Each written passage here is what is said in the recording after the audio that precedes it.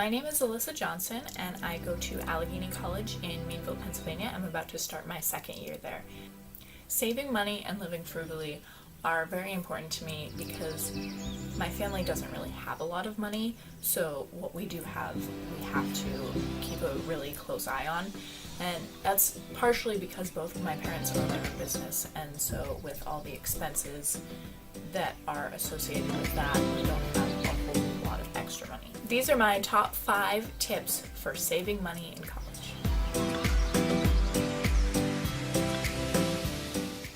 My first tip is a little bit of a no-brainer. This one is don't drink. And I know that some people will say, well, that's what college is about. Well, it is and it isn't.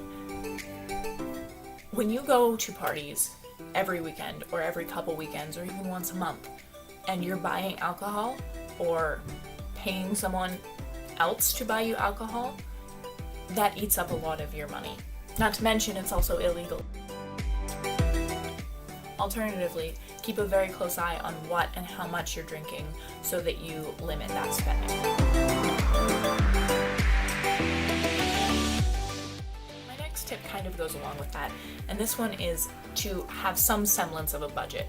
Now, I don't necessarily mean that you need to set up a whole spreadsheet that has exactly what you're going to spend on each thing every month, because I certainly don't do that. I don't have the time or energy for that. But I do make sure that I only put a certain amount of my paycheck into my checking account, that the rest of it goes directly into savings, so that I am limiting how much I can spend each month. Part of this is when I'm thinking about making a purchase, I have to think to myself, is this something that I actually need? Is it something that I'm going to use? Is it something that's going to benefit me? Do I really need it? While this is generally a good policy, it's also nice to splurge every once in a while and get yourself something nice, because you deserve it. College is hard work.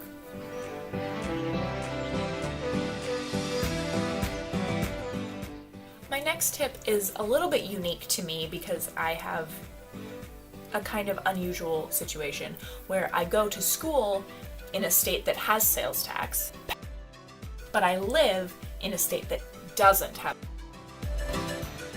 Now, I know that most states now do have sales tax, so this can't apply to everyone, but it's really helpful for me because I can buy things when I'm at home and pay less for them because there's no sales tax.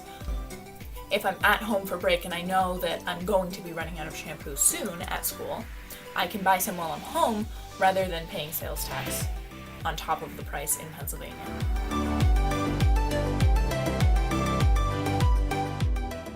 This next tip is also a little bit of a no-brainer.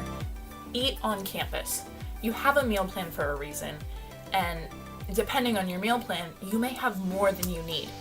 Don't waste any more of it than you have to. You have already paid for the meal plan. There's no point in you going out and spending your actual money on food from a restaurant when you've already paid for food on campus. Also, look for events on campus that offer free food. I know lots of events at my school. My final tip has been the most important to me, and this one is to plan ahead. This mostly goes for textbooks, but it can also apply to other things as well.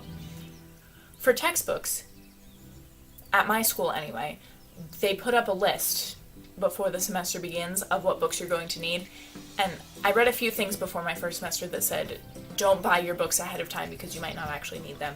I found out at my school that's not true. If the website says you need the book, you need the book.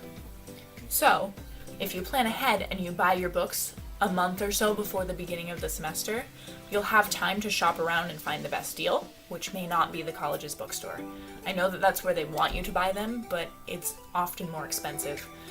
I wind up buying most of my books from Amazon because they're the cheapest, and if you plan ahead and you buy them early enough, you don't have to pay for express shipping and you can pay less. I have one more bonus tip, and this one is a little bit unique to my school, but not completely. At my school we have free laundry, but the machines have a spot to put quarters in. I heard a story about someone who put quarters in the machine their entire freshman year before they realized that they didn't actually have to pay. So this tip is don't put money in things that don't need the money. I hope you enjoyed my top 5 tips for saving money as a college student.